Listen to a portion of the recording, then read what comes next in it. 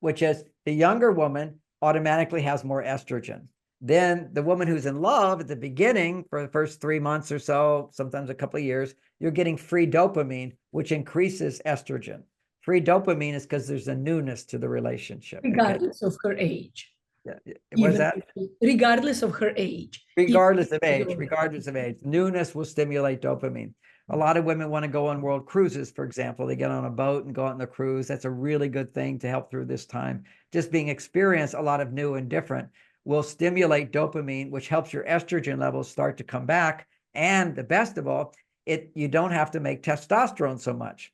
See, by the time if you have any kind of adrenal burnout, if you're a woman, it's because you've been making too much testosterone, not enough estrogen. So what raises estrogen and reduces testosterone? A romantic date, where man does for you so you don't have to do it yourself.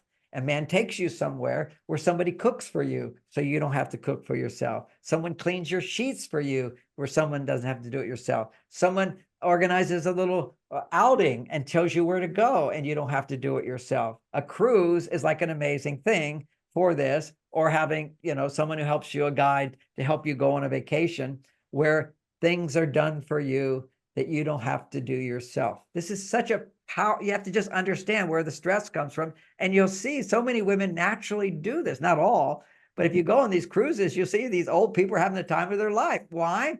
Because the woman she basically has other people doing things for her. So he doesn't have to feel the burden of doing everything for her. And when he doesn't feel I have to do everything, then suddenly he feels I'm doing enough. And when he feels I did enough, then his testosterone goes up and he comes alive.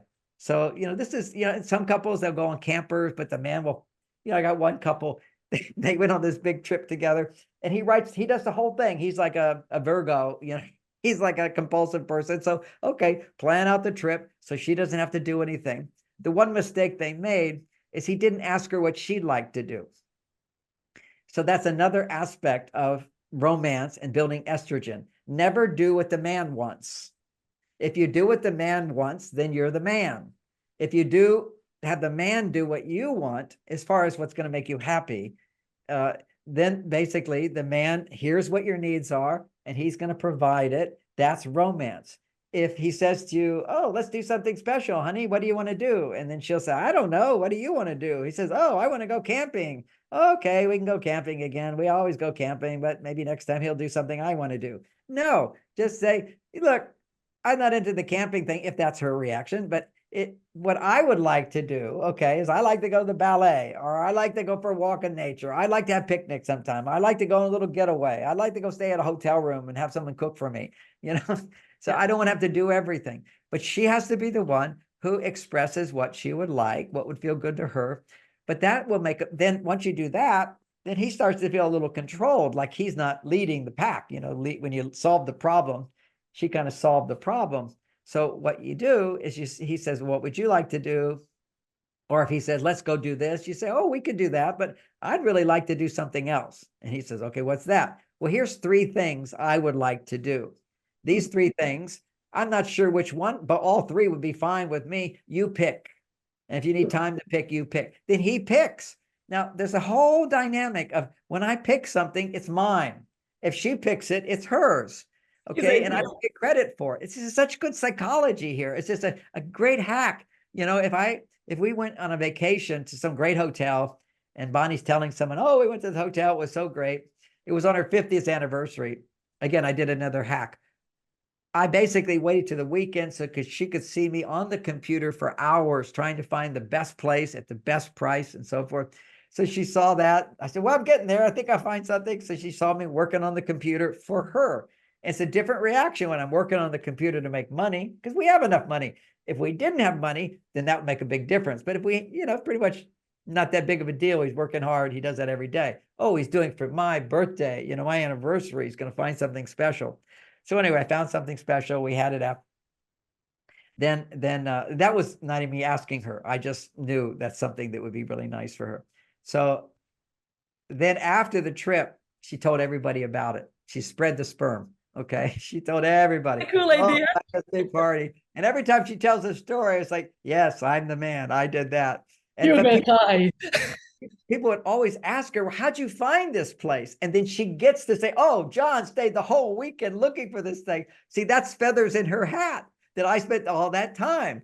And then she, and of course he got a good deal and he saved money. You know, it's always an extra thing to do for a woman. So the point I'm making there is make sure he gets credit. And by making sure he gets credit, because men's testosterone goes up when they anticipate I will be successful in making a difference. I get credit for that. Okay, it's what I get credit for. And this is funny. If I go into the business world with women, they always complain to me. Men are always like getting, taking my idea and taking credit for it. They steal credit because that's their motivation. And you have to think about men. It's like you're playing a soccer game. In soccer, your job is to steal the ball from the other team, right? In business, that's what men are playing by those rules. And your job is to steal the ball back.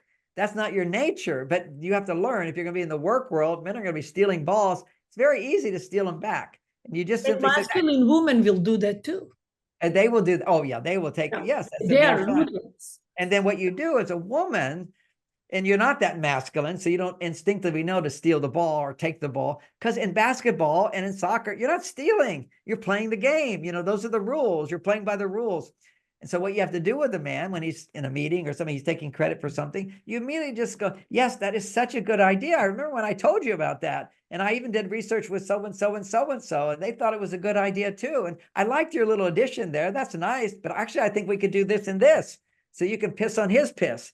Because men actually think it's their idea just because they forgot you said it, which sometimes is the case, or they'll make one little change and then they'll take credit for it. And in the work world, you want to get your credit because that's the male world. But in the relationship world, you need to give him credit whenever possible. And you'll win too, because you go, oh, yes, he spent the whole weekend doing that. So those are little hacks of getting a man to do for you what you could do, because you're a woman, you can do everything.